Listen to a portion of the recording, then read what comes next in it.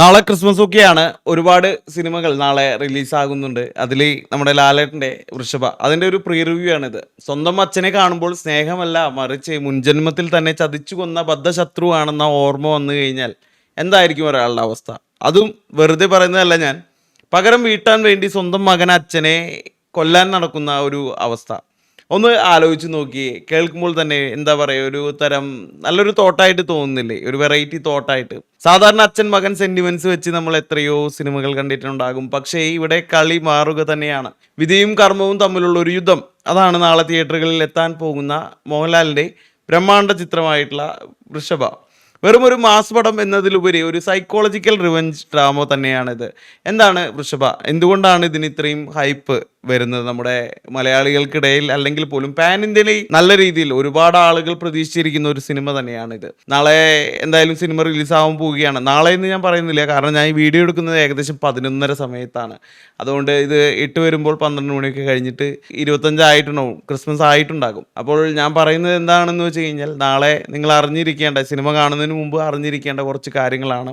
നിങ്ങൾ റിവ്യൂ കണ്ടിട്ടൊക്കെയാണ് സിനിമയ്ക്ക് പോകുന്നതെങ്കിൽ ആരും പറയാത്ത കുറച്ച് ഡീറ്റെയിൽസും അതുപോലെ തന്നെ എൻ്റെ കുറച്ച് പ്രഡിക്ഷനൊക്കെയാണ് ഞാൻ ഇതിൽ പറയാൻ ഉദ്ദേശിക്കുന്നത്. ഇത് ശരിക്കും പറഞ്ഞു കഴിഞ്ഞാൽ ഒരു തെലുങ്ക് സിനിമയാണ്. മലയാളം സിനിമയുടെ മാർക്കറ്റ് തന്നെ മാറ്റിമറിക്കാൻ പോകുന്ന ഒരു പാൻ ഇന്ത്യൻ നീക്കമാണിത്. മലയാളമെന്നോ തെലുങ്കെന്നോ ഞാൻ പറയുന്നില്ല, രണ്ട് ഭാഷയിലുമുള്ള ഒരു പാൻ ഇന്ത്യൻ നീക്കം തന്നെയാണ്.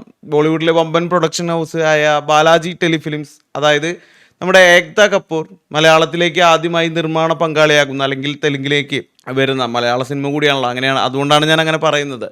അപ്പോൾ ആദ്യമായി നിർമ്മാണ പങ്കാളിയാകുന്ന ഒരു സിനിമയാണ്. കണക്ട് മീഡിയയും AVS സ്റ്റുഡിയോയും ചേർന്നാണ് ഈ ബിഗ് ബഡ്ജറ്റ് ചിത്രം ഒരുക്കുന്നത്. ഏകദേശം 200 കോടിക്ക് മുകളിലാണ് ഇതിൻ്റെ ബഡ്ജറ്റ് എന്നാണ് നമുക്ക് റിപ്പോർട്ടുകളിലൊക്കെ നോക്കുമ്പോൾ മനസ്സിലാകുന്നത്. മലയാളത്തിലും തെലുങ്കിലും ഒരേ സമയം ഷൂട്ട് ചെയ്ത ഈ ചിത്രം കന്നഡ, തമിഴ്, ഹിന്ദി ഭാഷകളിലേക്ക് മൊഴിമാറ്റം ചെയ്യുന്നുണ്ട്.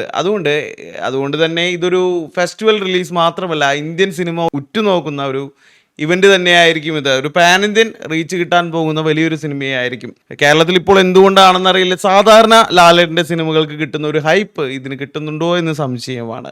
അതെന്താണെന്ന് എനിക്ക് മനസ്സിലാകുന്നില്ല. സാധാരണ ഇതുപോലെയുള്ള ബിഗ് ബഡ്ജറ്റ് സിനിമകളൊക്കെ വരുമ്പോൾ അത് വലിയ രീതിയിൽ ഹൈപ്പ് ഉണ്ടാകാറുള്ളതാണ്. പ്രത്യേകിച്ച് മോഹൻലാലിൻ്റെ സിനിമ എന്ന് പറയുമ്പോൾ അതിന് പ്രത്യേകതരം, അതായത് മോഹൻലാൽ എന്ന ബ്രാൻഡ് മാത്രം മതി അത്രയും ഹൈപ്പ് വരാനായിട്ട്.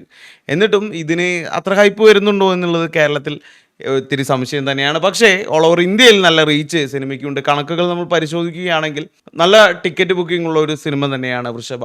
ഇനി നമുക്ക് കഥയുടെ കാര്യങ്ങളൊക്കെ ഒന്ന് നോക്കാം. റീ ഇൻകാർനേഷൻ, അതായത് നമ്മുടെ പുനർജന്മം.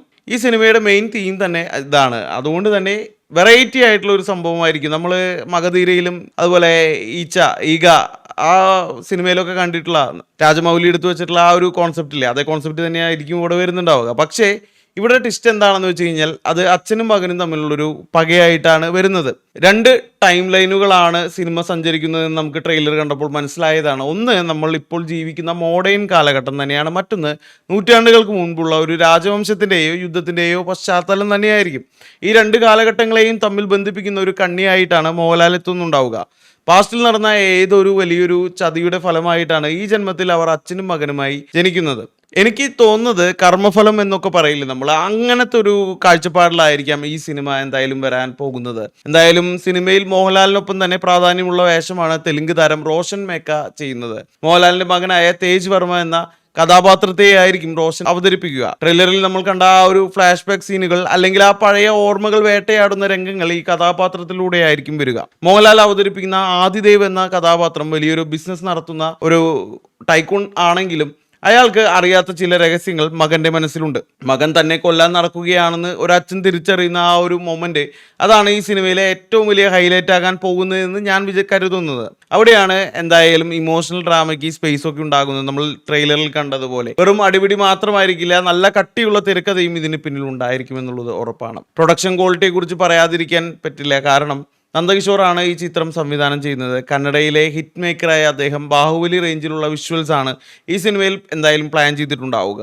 പഴയ കാലഘട്ടമൊക്കെ കാണിക്കുന്ന സീനുകളുണ്ടല്ലോ, അപ്പോൾ അതുകൊണ്ട് VFXനും വലിയൊരു പങ്ക് അല്ലെങ്കിൽ നല്ല പണി ഉണ്ടാകുമെന്നുള്ള ഉറപ്പാണ്. യുദ്ധരംഗങ്ങളും അതുപോലെ കോട്ടകൾ, സൈന്യം എന്നിവയൊക്കെ ഹോളിവുഡ് നിലവാരത്തിൽ കൊണ്ടുവരാൻ ഇവർ ശ്രമിക്കുക തന്നെ വേണം. എന്നാലേ പടത്തിന് പാൻ ഇന്ത്യൻ ലെവലിൽ ഒരു റീച്ച് കിട്ടാൻ അല്ലെങ്കിൽ പാൻ ഇന്ത്യൻ ഓഡിയൻസിനെ തൃപ്തിപ്പെടുത്തണമെങ്കിൽ ഇതുപോലെയുള്ള കാര്യങ്ങളൊക്കെ വേണമെന്നുള്ളത് ഉറപ്പാണ്. അതുകൊണ്ട് തന്നെ ടെക്നിക്കൽ സൈഡിൽ ഒരു വിട്ടുവീഴ്ചയും ഉണ്ടാകാൻ സാധ്യതയില്ല. ക്യാമറയും എഡിറ്റിംഗും ഒക്കെ നല്ല ലെവലിൽ തന്നെ ആയിരിക്കാനാണ് സാധ്യത. കാസ്റ്റിംഗിന്റെ കാര്യം എടുക്കുകയാണെങ്കിൽ മലയാളികൾക്ക് അധികം പരിചയമില്ലാത്ത മുഖങ്ങൾ തന്നെയാണ്, എങ്കിലും വലിയൊരു കാസ്റ്റിംഗ് തന്നെയാണ് ഈ സിനിമയ്ക്കുള്ളത്. അതുപോലെ വെറുതെ ഗ്ലാമർ കാണിക്കുന്ന രീതിയിലുള്ള ഒരു സംഭവമായിരിക്കില്ല ഇതിലെ സ്ത്രീ കഥാപാത്രങ്ങൾക്കുണ്ടാവുക.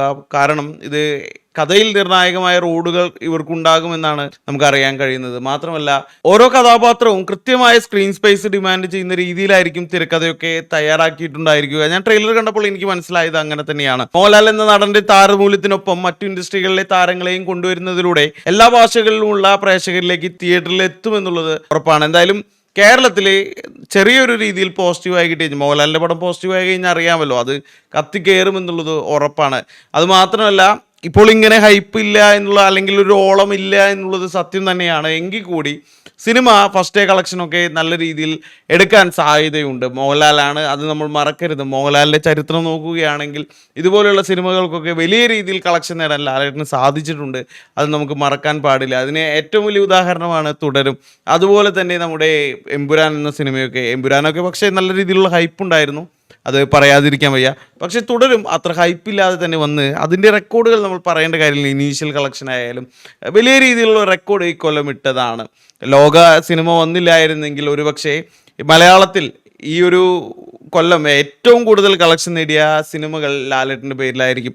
ഒന്ന് എമ്പുരാനും അതുപോലെ തന്നെ നമ്മുടെ തുടരും സിനിമയൊക്കെ. അത് മൊത്തത്തിൽ നോക്കുകയാണെങ്കിൽ വലിയ രീതിയിലുള്ള ഹൈപ്പോ കാര്യങ്ങളൊന്നും ഇല്ലാതെ തന്നെയാണ് തുടരും വന്നത്. എന്നിട്ട് വലിയ റെക്കോർഡുകളാണ് മലയാളത്തിന് സമ്മാനിച്ചത്. അതുപോലെ ഈ പറഞ്ഞതുപോലെ മോഹൻലാലിന് ഉറങ്ങിക്കിടക്കുന്ന കുറേ ഫാൻസ് ഉണ്ട് എന്നൊക്കെ വേണമെങ്കിൽ പറയാം.